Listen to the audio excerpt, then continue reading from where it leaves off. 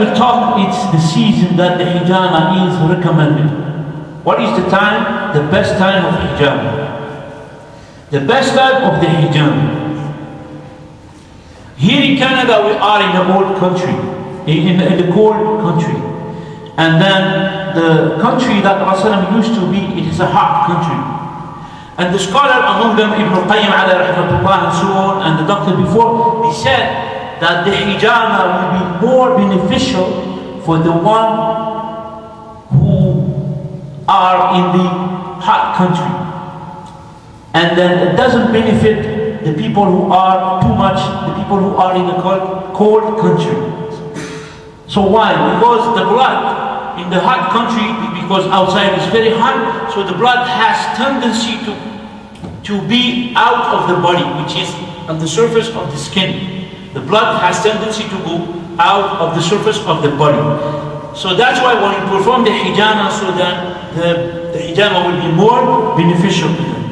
And the people who are in a cold country, so the body, which is the blood, will be having tendency to go inside the body. So that's why the scholar said the al-fasd, which is another type of medication that the doctor used to be using long time ago. Al-fasd is taking the blood from inside the vein, which is inside the body. If someone wants to give blood, so he's going to take the blood that is inside, not in the surface of the skin. Hijama is what? It's the surface of the skin. So he said, and first it would be better for the people like who are in the cold countries. So also the scholars and then the specialists of hijama, they said the best time of hijama will be at the spring times, the spring season. Not in the winter, but it will be after the winter in the spring season. So that time when you do the hijama in the season, according to the season, will be in the spring time.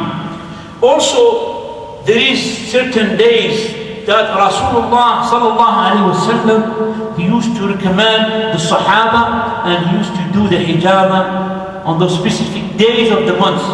Of course, the months, not the months which is the Christian calendar, but the months of the lunar calendar, which is the Islamic calendar, the lunar month. One of the hadith that was narrated about it, which is the hadith of Abu Hurairah radiallahu anhu, and it is Hasan, أخرجه Abu Dawud. He said, قال رسول الله صلى الله عليه وسلم, that Rasulullah said, من احتجم لسبع عشر وتسعة عشر وإحدى وعشرين كان شفاء من كل داء. He said, whoever performed the hijama on the 17th of the lunar months, of course, which is Ramadan, Dhul Hijjah, Dhul Qa'dah, so this is it. So the 17th of that month, he said, and the 19th and the 21, he said, كان شفاء, it will be cured for him from any disease. So this is the saying of Rasulullah sallallahu alaihi wasallam talking about the time of the hijama. So we said it would be better if someone does it in the springtime, like for general health, and also in the 17 or 17 and 19 and 21. Also another hadith. The Sahaba radiallahu anhum, they used to perform hijama, they used to perform hijama and the last half part of the months or the lunar months. And then there is a reason that scholars mention, which is the old scholars they mention the reason of that. The hadith of Anas that is صحيح. He said, Anas radiallahu anhu, he said, كان أصحاب النبي صلى الله عليه وسلم, that the companion of Rasulullah صلى الله عليه وسلم, they used to make hijama لوتر من الشهر, in the odd number of the months, which is the lunar month. Also, Anas ibn Sirin, he said, حدثني رفيع بن أبو العالي الرياحي قال كانوا يستحبون الحجامة لوتر من الشهر. He said also in this saying that they used to do, which is the Sahaba, they used to recommend the hijama in the odd number of the lunar months, which mean the odd number 17, 19, 21, not 20, 22. Okay, the odd number which is 17 and so on. قال سليمان بن أخضر البصري كان عبد الله بن عون يوصي بعض أصحابه أن يحتجم ل17 و19 و21 and so on. So all these saying of the Sahaba, and they are all authentic, they are not da'if. He said that the Sahaba used to perform the hijama on the odd number, and then after what you call it, the last months of the last half of the month of the lunar calendar. Also, they try to find out about the benefit and the reason of that. Here, and they mention here, the Shaykh mentioned here that the saying of Ibn Sina, which is in English Abisan, yeah? They call it Abisan. And then he has a book called Al-Qanun fi al-Tibb. And by the way, this book was used by the European for 1,000 years as a reference of medicine. Okay, this book it was used for 1,000 years in Europe as a reference in medicine. So for 1,000 years, mostly 1,000 years. He said in his book, وَيُؤْمَرُ بِاسْتِعْمَالِ الْحِجَامَةِ, and will be commended people to use the hijama لا في أول الشهر, not at the beginning of the month.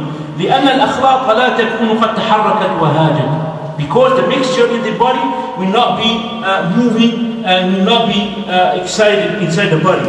ولا في آخره, and even at the end of the month.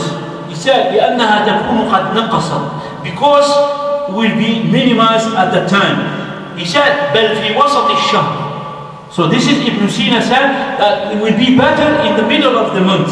حين تكون الأخلاق هائجة بالغة في تزايدها لتزايد النور في جرم القمر.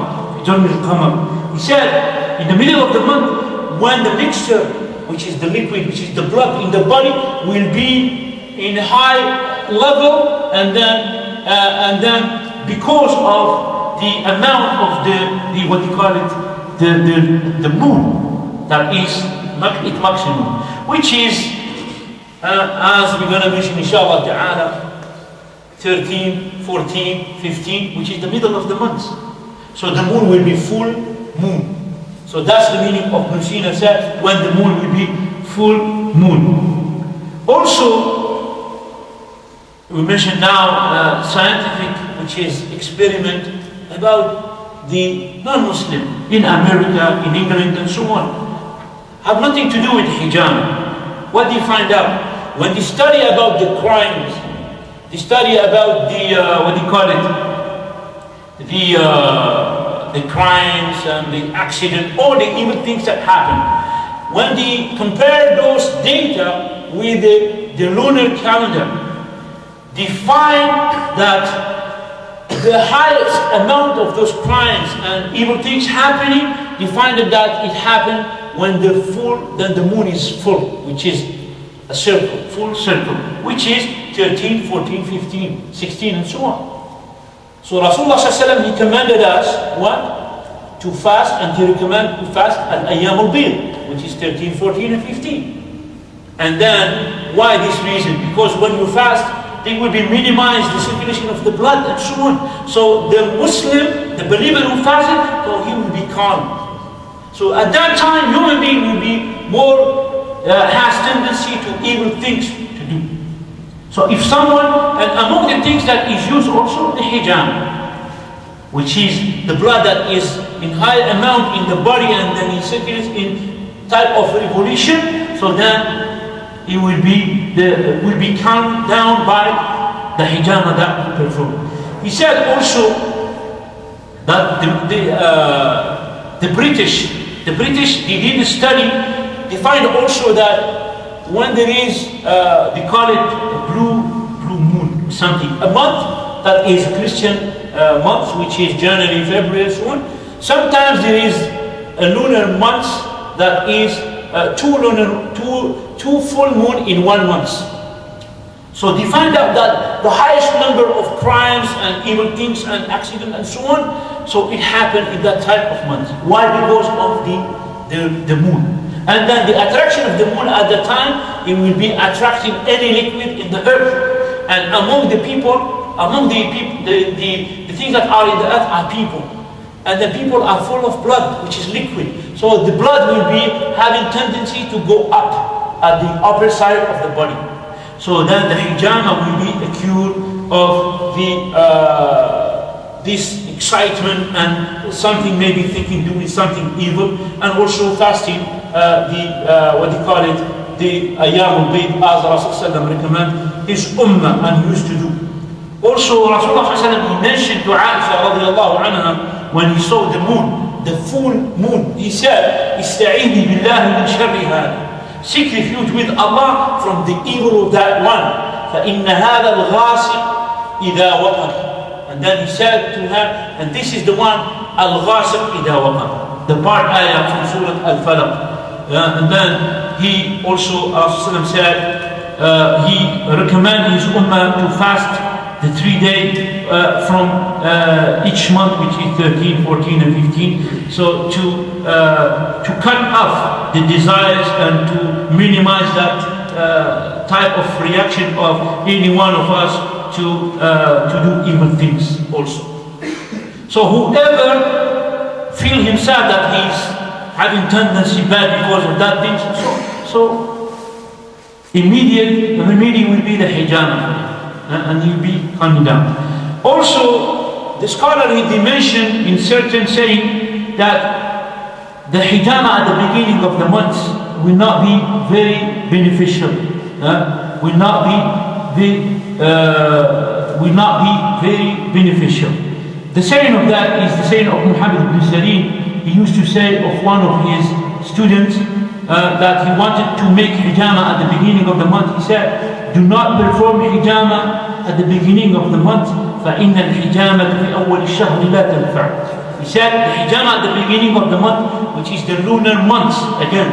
So he said, the benefit of it is not there too much.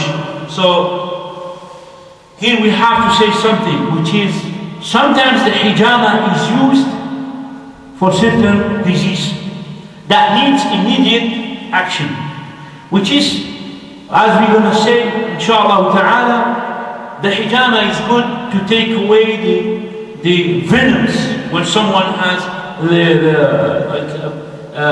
poke from a scorpion or biting from a snake and so on. So then the hijama is very good in that.